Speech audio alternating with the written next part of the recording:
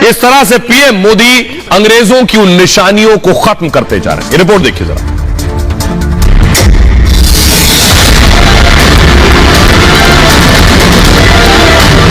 गुलामी की मानसिकता, इन 19वीं सदी का रहन सहन 21वीं सदी की आकांक्षाएं पूरी नहीं कर सकते। 21वीं सदी के अनुकूल हमें बदलाव बहुत जरूरी है। मोदी जो कहते हैं वो करके दिखाते हैं।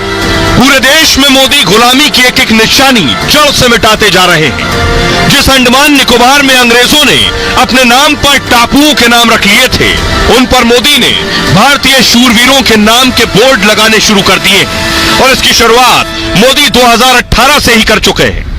जब प्रधानमंत्री मोदी ने अंडमान और निकोबार के 3 द्वीपों का नाम बदल दिया था, जिसमें रॉस द्वीपों का नाम बदलकर नेताजी सुभाष चंद्र बोस द्वीप रखा।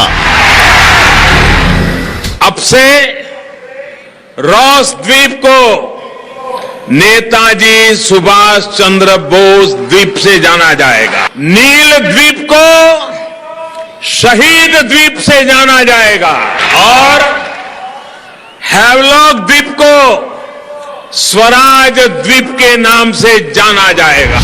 अब मोदी ने 20 से ज्यादा द्वीपों के नाम परमवीरों के नाम पर रख दिए हैं। खुद मोदी ने कहा है कि परमवीरों के नाम पर ये द्वीपों के नाम आने वाले भविष्य के लिए प्रेरणा के स्थल बनेंगे। एक भारत श्रेष्ठ भारत की भावना, ये संदेश है देश के लिए दिए गए बलिदान की अमरता का संदेश। अंडमान निकोबार के द्वीपों का ये नामकरण उन परमवीर चक्र विजेताओं का सम्मान तो है ही, साथ ही भारतीय सेनाओं का भी सम्मान है।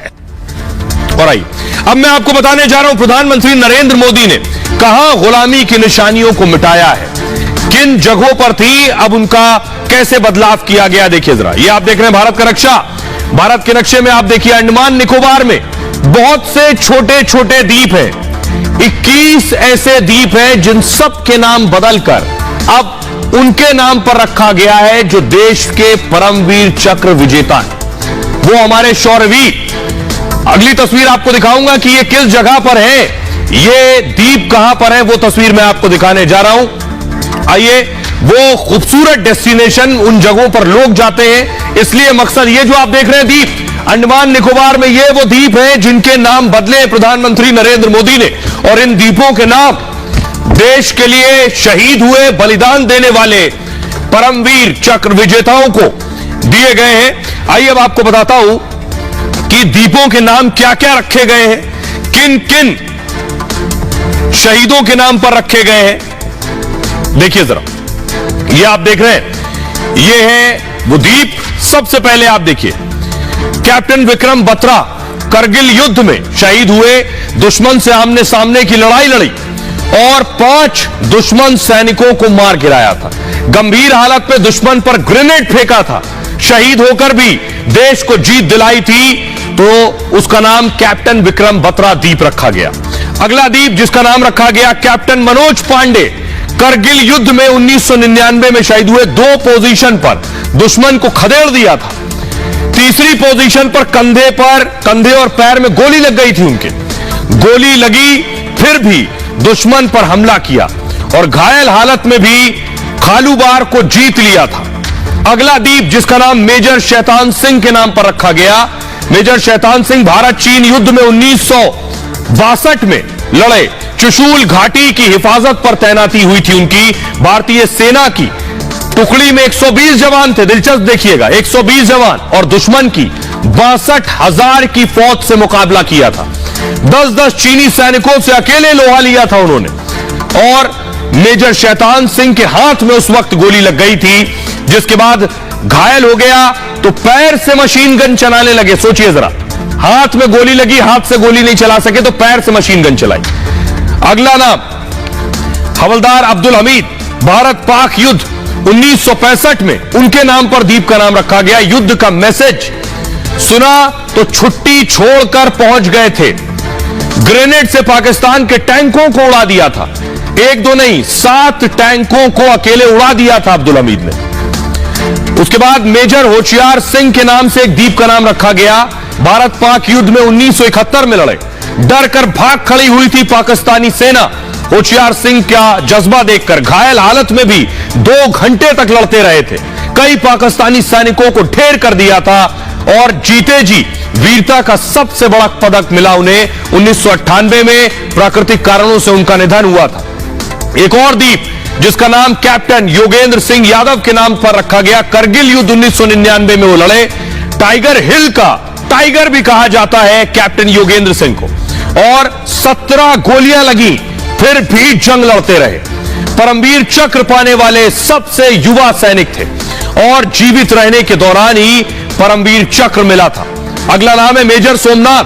भारत पाकिस्तान युद्ध 1947 में लड़ा।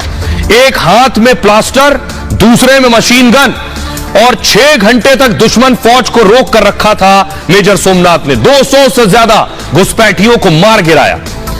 नायक सूबेदार बाना सिंह के नाम पर भी 1987 में सियाचिन में पाक से पोस्ट छीनी। -30 डिग्री में दुश्मन को खदेड़ा था उन्होंने। राइफलें भी ठीक से काम नहीं कर रही थी उस दौरान की बात है। दुश्मन को बाना सिंह ने ढेर कर दिया था। तो ये वो हमारे बहादुर जवान जिनके नाम पर द्वीपों के नाम रखे गए हैं। गुलामी की निशानियों को मिटाकर अब जब भी लोग उन डेस्टिनेशन पर, उन द्वीपों पर जाएंगे, जानेंगे कि कौन थे ये हमारे नायक और इनके बारे में जानना चाहेंगे और इनके साथ हमेशा जुड़े रहेंगे। सुनिए जरा प्रधानमंत्री नरेंद्र मोदी ने इस मौके पर क्या कहा। लेकिन दुर्भाग्य से स्वतंत्रता संग्राम की उन स्मृतियों की जगह अंडमान की पहचान को गुलामी की निशानियों से जोड़कर रखा गया था। हमारे आइलैंड्स के नामों तक में गुलामी की छाप थी, पहचान थी। रॉस आइलैंड नेताजी सुभाष चंद्र बोस द्वीप बन चुका है। हैवलॉक और नील आइलैंड स्वराज और शहीद आइलैंड बन चुके हैं। और आइए अब मैं आपको वो तस्वीरें दिखाने जा रहा हूं, उस आइलैंड की, उस द्वीप की एक एक तस्वीर जिसके नाम पर वो रखा गया है। अभी तो मैंने आपको ग्राफिक्स दिखाया। सबसे पहले अब्दुल हमीद साहब की तस्वीर मैं दिखा रहा हूं। ये है अब्दुल हमीद, और अगली तस्वीर दिखाइए जिस द्वीप, ये है अब्दुल हमीद द्वीप, उनके नाम पर द्वीप का नाम रखा गया। अगली तस्वीर दिखाइए, कैप्टन मनोज पांडे की तस्वीर आप देख रहे हैं, उनके नाम पर भी एक द्वीप का नाम रखा गया, मनोज पांडे द्वीप। एक और तस्वीर दिखा रहे हैं, शहीद विक्रम बत्रा, उनके नाम पर विक्रम बत्रा द्वीप आप देख रहे हैं। यह प्रधानमंत्री नरेंद्र मोदी ने किया। ऐसे गुलामी की निशानी मिटाई, सेना के शौर्य को हमेशा आगे रखा। लेकिन एक और दूसरी तस्वीर है, अगली तस्वीर दिखाइए जरा। एक विचित्र तस्वीर यह है कि राहुल गांधी के गुरु हैं दिग्विजय सिंह। प्रधानमंत्री मोदी के लिए सेना सर्वोपरि है, राष्ट्र सर्वोपरि है, उसको हमेशा आगे रखते हैं। लेकिन सोचिए उस सेना पर सवाल कौन कर रहे हैं? राहुल के गुरु दिग्विजय सिंह। वो ये पूछ लिया आज उन्होंने कि सेना ने सर्जिकल स्ट्राइक की थी, उसके सबूत कहां हैं? सुनिए जरा। सर्जिकल स्ट्राइक की बात करते हैं कि हमने इतने लोग मार गिराए,